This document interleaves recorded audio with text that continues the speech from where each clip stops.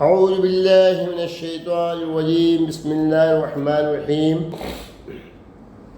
منہاج السالکین، اصلاح احوال اور روحانی تربیت و ترقی کا نصاب، باب نمبر 4، احساس ندامت اور توبہ کے مراحل، اور اولیاءوں کی بزرگوں کی توبہ میں ٹاپک ہے حضرت حبیب اعظمی رحمۃ اللہ علیہ، توبہ سے پہلے کی زندگی۔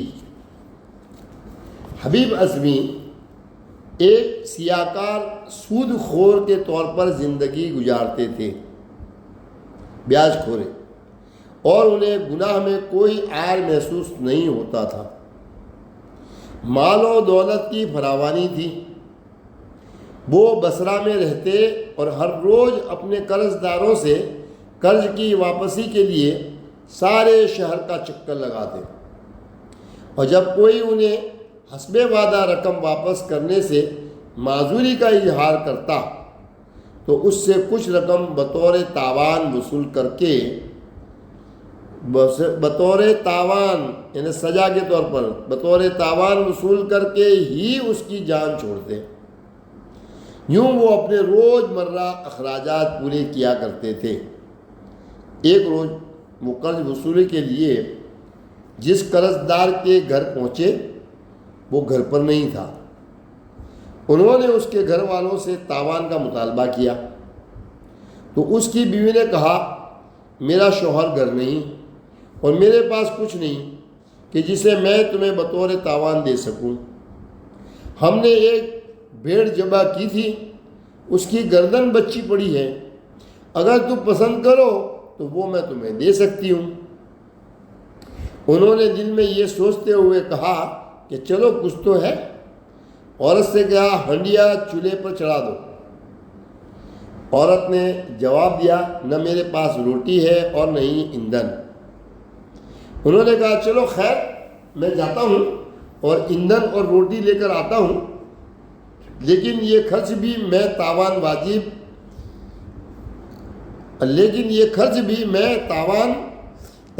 واجب الادا رقم میں جمع کر کے وصول کر لوں گا۔ عورت نے ہنڈیا چولہے پر چڑھا دی۔ جب ہنڈیا تیار ہوئی اور عورت اس میں سے سالن نکال کر پیالے میں اونڈھیلنے ہی والی تھی کہ ایک فقیر نے دروازے پر دستک دی اور صدا بلند کی۔ حبیب اس پر چلائے، اگر ہم جو کچھ ہمارے پاس ہے تمہیں دے دیں تو تم تو اس سے امیر نہیں ہو جاؤ گے، البتہ ہم ضرور غریب ہو جائیں گے۔ فقیر نے مایوس ہو کر خاتون سے کچھ دینے کی درخواست کی۔ خاتون نے ہنڈیا کا ڈھکن اٹھایا تو دیکھا کہ ہنڈیا میں جو کچھ تھا وہ سیاہ خون میں بدل چکا تھا۔ عورت کا رنگ یہ دیکھ کر زرد پڑ گیا۔ وہ حبیب کا ہاتھ پکڑ کر ہنڈیا کی طرف لائی اور اسے دکھا کر بولی، تمہاری لعنتی سود خوری اور فقیر کو ڈانٹ پلانے نے ہمارا کیا حال کر دیا ہے۔ وہ رو کر کہنے لگی، آخرت کا تو کسے معلوم، ہمارے ساتھ اس دنیا میں ہی کیا کچھ ہونے والا ہے۔ یہ دیکھتے ہی حبیب نے اپنے اندر ایک ایسی آگ محسوس کی جو بعد میں کبھی بھی نہیں بجھنے والی تھی۔ انہوں نے کہا، محترمہ خاتون، میں نے اب تک جو کچھ بھی کیا ہے میں اس پر سخت نادم ہوں۔ یوں حبیب اعظمی اپنے گناہوں پر نادم ہوئے اور اس واقعے نے آپ کی زندگی بدل دی۔ آپ رب کی بارگاہ میں سچے دل سے تائب ہوئے اور تقوی اور نیکی کی زندگی کو اختیار کیا۔ توبہ کے بعد کی زندگی۔ آپ کی مادری زبان فارسی تھی اور آپ عربی اچھی طرح نہیں بول سکتے تھے۔ ایک شام حضرت حسن بصری رحمۃ اللہ علیہ آپ کے حجرے کے دروازے کے پاس سے گزرے تو حضرت حبیب رحمۃ اللہ علیہ اس وقت مغرب کی نماز کی تکبیر پڑھ کر اس کی نیت باندھ چکے تھے۔ حضرت حسن بصری اندر تشریف لے آئے، لیکن انہوں نے ان کی امامت میں نماز ادا نہیں فرمائی کہ مبادا وہ نماز کی تلاوت میں کوئی غلطی فرما دیں۔ اسی رات حضرت حسن بصری رحمۃ اللہ علیہ نے اللہ تعالیٰ کو خواب میں دیکھا تو عرض کیا، میرے مولا آپ کی رضا کہاں ملے گی؟ اللہ تعالیٰ نے جواب دیا، اے حسن تمہیں میری رضا ملی لیکن تم نے اس کی قدر نہیں جانی۔ اگر تم نے اس حبیب کے پیچھے نماز پڑھ لی ہوتی اور تم نے اس کے تلفظ کی ادائیگی کو اس کی صاف دلی پر ترجیح نہ دی ہوتی تو تم میری رضا کو پا لیتے۔ اس کے بعد جب بھی کوئی ان سے پوچھتا کہ اللہ کی خوشنودی کیسے حاصل ہوتی ہے، آپ فرماتے، ایسے دل سے جو منافقت سے آلودہ نہ ہو۔ حضرت ابو علی الفضیل بن عیاض رحمۃ اللہ علیہ، توبہ سے پہلے کی زندگی۔ آپ شہر خراسان سے بغداد آ کر آباد ہوئے تھے۔ فضیل بن عیاض اپنی جوانی کے ابتدائی ایام میں ایک بے رحم لوٹیرے تھے اور سفر کرنے والے قافلوں کو لوٹنا ان کا معمول تھا۔ اسی دوران آپ ایک لڑکی کے عشق میں گرفتار ہو گئے۔ ایک مرتبہ دیوار پر چڑھ کر اس کے پاس جا رہے تھے کہ کانوں میں تلاوت قرآن کی آواز آئی، سبحان اللہ۔ أَلَمْ يَعْنِ لِلَّذِينَ آمَنُوا أَن تَخْشَعَ قُلُوبُهُمْ لِذِكْرِ اللَّهِ۔ اللہ، کیا ایمان والوں کے لیے ابھی وہ وقت نہیں آیا جب ان کے دل اللہ کی یاد کے لیے رقت کے ساتھ جھک جائیں؟ کلام الہی کی تاثیر سے دل کی کایا پلٹ گئی۔ انہوں نے عرض کیا، اے میرے رب، ہاں وقت آ گیا ہے۔ وہیں سے واپس چلے آئے، رات ویرانے میں گزار دی۔ وہاں کچھ مسافر تھے، انہوں نے کہا یہاں سے چلے جاؤ، کچھ نہ کہا، صبح تک یہیں رہو، اس لیے کہ راستے میں فضیل بن عیاض ہوگا، وہ لوٹ لے گا۔ اس پر آپ نے وہی اللہ تعالیٰ کی بارگاہ میں توبہ کی۔ توبہ کے بعد کی زندگی۔ فضیل بن عیاض رحمۃ اللہ علیہ جب اپنے گناہوں سے تائب ہوئے تو اللہ تعالیٰ کے مقربین میں آپ کا شمار ہوا۔ آپ کے احوال بیان کرتے ہوئے ابو علی رازی رحمۃ اللہ علیہ فرماتے ہیں، میں حضرت فضیل کے ساتھ 30 سال تک رہا۔ میں نے انہیں کبھی ہنستے مسکراتے نہیں دیکھا، سوائے ایک موقع کے کہ جب ان کے بیٹے علی کا انتقال ہوا۔ جب میں نے ان سے اس کی وجہ پوچھی تو انہوں نے فرمایا، اگر اللہ تعالیٰ اسی کو پسند فرماتے ہیں تو میں بھی اس سے ہی پسند کرتا ہوں۔ اللہ اکبر۔ حضرت ابن المبارک رحمۃ اللہ علیہ فرماتے ہیں کہ جب حضرت فضیل رحمۃ اللہ علیہ کا انتقال ہوا، رنج و علم بھی ان کے ساتھ ہی رخصت ہوئے۔ اللہ اکبر۔ حضرت فضیل رحمۃ اللہ علیہ کے مندرجہ ذیل اقوال ان کے روحانی مرتبے کو ظاہر کرتے ہیں۔ ان کے قول سنیے۔ ایک، جب اللہ تعالیٰ اپنے کسی بندے سے محبت فرماتا ہے تو وہ اسے رنج و علم میں مبتلا رکھتا ہے، سبحان اللہ۔ اور جب وہ اپنے بندے سے نفرت کرتا ہے تو اسے اس دنیاوی مال و متاع کی کثرت میں مشغول کر دیتا ہے اور کثیر مال عطا کرتا ہے۔ دوسرا اقوال، اگر مجھے اس دنیا میں موجود ہر شے مہیا کر دی جائے اور مجھے اس سے لطف اٹھانے پر کوئی پوچھ گچھ بھی نہ ہو، تب بھی میں اس سے ایسے ہی گریز پا ہوں گا، یعنی اس سے دور بھاگوں گا جیسے آپ کسی گلی سڑی لاش سے ہٹ کر گزرتے ہیں۔ کہ کہیں آپ کے کپڑے اس سے لگ کر گندے نہ ہو جائیں۔ اقوال نمبر 3، دوسروں کے لیے کچھ نہ کرنا منافقت ہے۔ اللہ، دوسروں کے لیے کچھ نہ کرنا منافقت، جبکہ دوسروں کے لیے ہی سب کچھ کرنا شرک۔ اللہ۔ حضرت عبداللہ بن مبارک رضی اللہ تعالی عنہ، توبہ سے پہلے کی زندگی، آپ ایک لڑکی کے عشق میں مبتلا تھے۔ سردیوں کی ایک رات آپ اپنی محبوبہ سے ملنے کے لیے اس کے گھر کی چھت پر دیر تک اس کے منتظر رہے۔ اس کے آنے کے بعد دونوں ایک دوسرے کی آنکھوں میں آنکھیں ڈالے رات بھر کھڑے رہے۔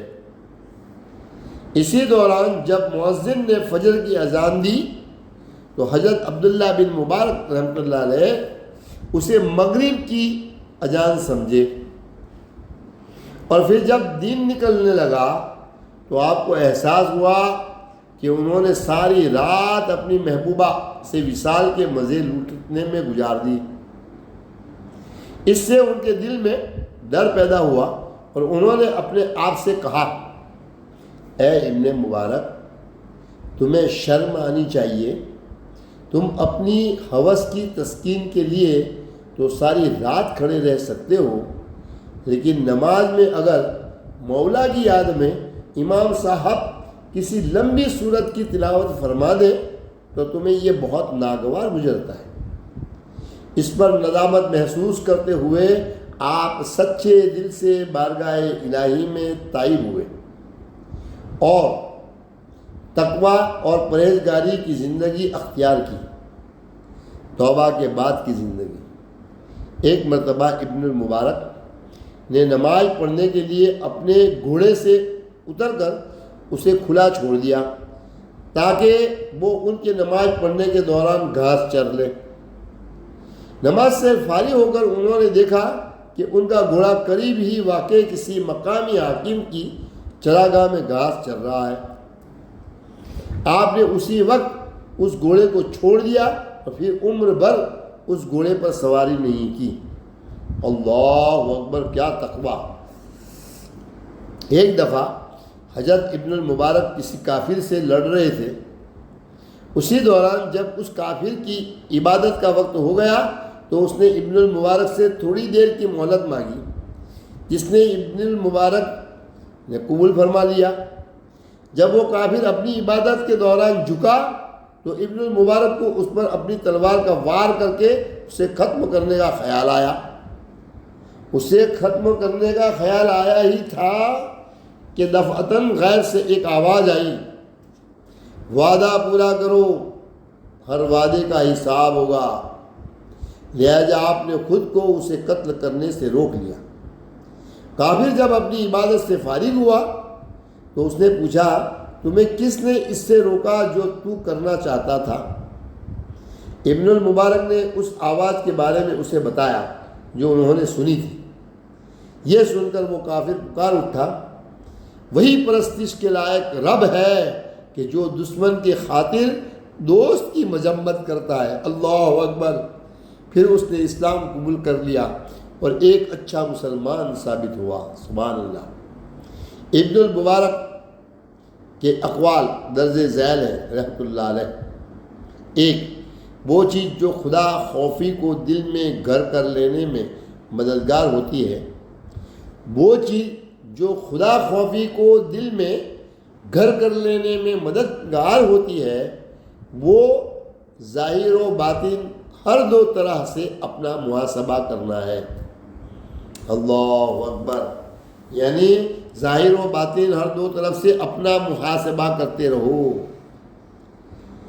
دو، جسے اللہ تعالیٰ سے جس قدر محبت کا دعویٰ ہو اسی قدر اس کے دل میں خدا خوفی نہ ہو تو وہ فریب میں مبتلا ہے۔ اللہ اکبر۔ تین، اللہ تعالیٰ کے دوستوں کے یہاں غفلت ناپید ہوتی ہے، یعنی غفلت نہیں رہتی۔ حضرت بشر بن حارث المعروف حافی، بشر حافی رحمۃ اللہ علیہ، ننگے پاؤں رہنے والے، توبہ سے پہلے کی زندگی، آپ ایک عادی شرابی تھے اور ہمہ وقت شراب کے نشے میں مست رہتے۔ ایک روز آپ اسی سرمستی کی کیفیت میں شہر کی گلیوں میں گھوم رہے تھے کہ آپ کو کاغذ کا ایک ٹکڑا زمین پر پڑا ہوا ملا، جس پر بسم اللہ الرحمن الرحیم لکھا ہوا تھا۔ آپ نے وہ کاغذ اٹھا لیا، پھر انہوں نے بازار سے گلاب کا عطر خریدا اور اس کاغذ کے ٹکڑے کو لگا کر بڑی تکریم سے اسے اپنے گھر میں محفوظ جگہ پر رکھ دیا۔ اسی رات کسی اللہ کے ولی کو خواب میں یہ حکم دیا گیا کہ وہ حضرت بشر حافظ رحمۃ اللہ علیہ کو یہ بتا دے کہ تم نے میرے نام کو خوشبو لگائی سو میں نے تمہیں خوشبو لگا دی، تم نے میرے نام کی تکریم کی اور اسے بلند کیا سو میں نے تمہیں بلند کر دیا، تم نے میرے نام کو پاک صاف کیا سو میں نے تمہیں پاک کر دیا۔ مجھے اپنی عظمت کی قسم، میں تمہارے نام کو اس دنیا میں بھی خوشبودار بناؤں گا اور آخرت کی زندگی میں بھی۔ وہ تو ایک بدکار شخص تھے، برگزیدہ ولی اللہ نے دل میں سوچا ہو سکتا ہے میں نے غلطی سے ایسا دیکھا ہو۔ وہ اٹھے، وضو کیا اور پھر سے سو گئے۔ انہوں نے نہ صرف دوسری مرتبہ بلکہ تیسری بار بھی بالکل ویسا ہی خواب دیکھا۔ اگلی صبح اٹھتے ہی وہ بشر حافظ رحمۃ اللہ علیہ کی تلاش میں نکل پڑے۔ وہ کسی میخواروں کی مجلس میں ہوگا، انہیں بتایا گیا۔ وہ وہاں پہنچے جہاں بشر موجود تھے۔ کیا بشر یہاں ہے؟ انہوں نے پوچھا۔ وہ یہی تھا۔ وہ بولے لیکن وہ نشے میں بے سدھ پڑا ہے۔ ولی اللہ نے ان سے کہا اسے بتاؤ کہ میں اس کے لیے ایک پیغام لے کر آیا ہوں۔ پیغام؟ وہ کہاں سے؟ بشر نے خود کو اس کی اطلاع دیے جانے پر پوچھا۔ اللہ تعالیٰ کی طرف سے آیا ہے یہ پیغام، ولی اللہ نے جواب دیا۔ افسوس، بشر چیخا اور پھوٹ پھوٹ کر رونے لگا۔ یہ پیغام لعنت ملامت پر مبنی ہی ہے یا عذاب پر؟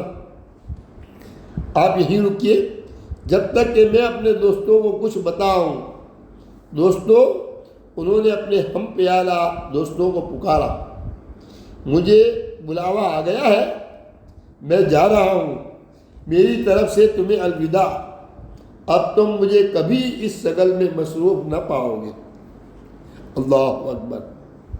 توبہ کے بعد کی زندگی۔ حضرت بشر خود بیان فرماتے ہیں، ایک رات مجھے خواب میں رسول اللہ صلی اللہ تعالیٰ علیہ وسلم کی زیارت نصیب ہوئی۔ آپ صلی اللہ تعالیٰ علیہ وآلہ وسلم نے مجھ سے فرمایا کہ بشر، کیا تمہیں معلوم ہے کہ اللہ تبارک و تعالیٰ نے تمہارے سب ساتھیوں میں سے صرف تمہیں ہی کیوں یہ بلند مرتبہ عطا فرمایا ہے؟ نہیں یا رسول اللہ، میں نے عرض کیا۔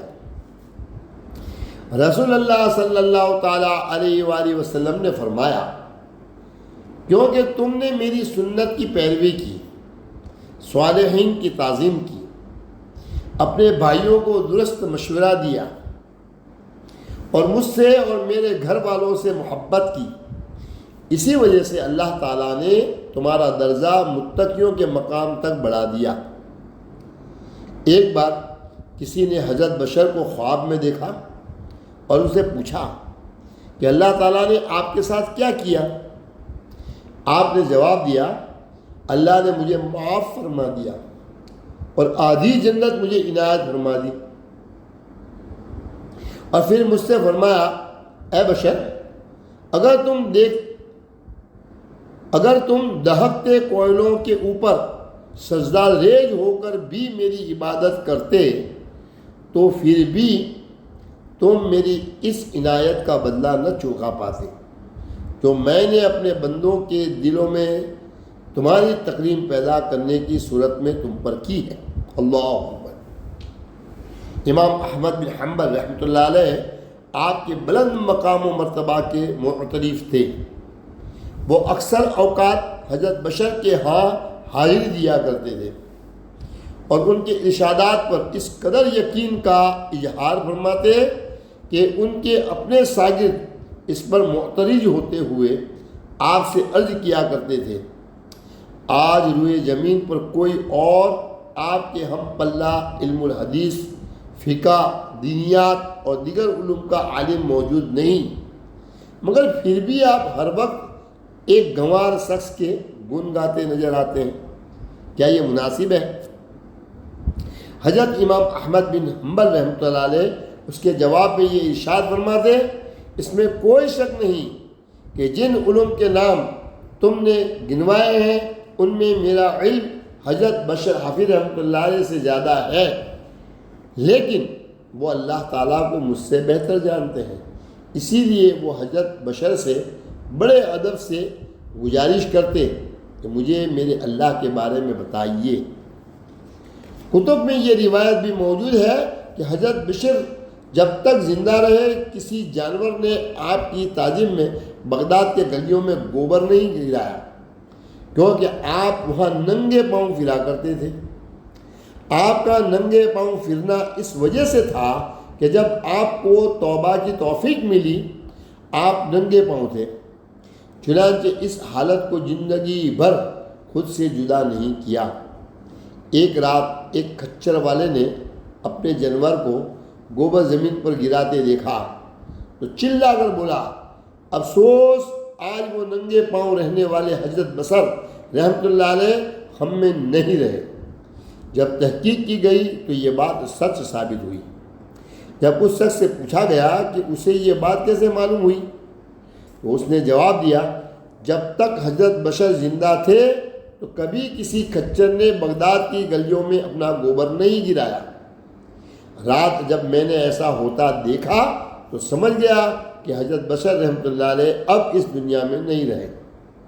حضرت بشر حافظ رحمۃ اللہ علیہ کے اقوال، حلال اشیاء کا بھی زائد از ضرورت استعمال جائز نہیں ہے۔ اللہ اکبر۔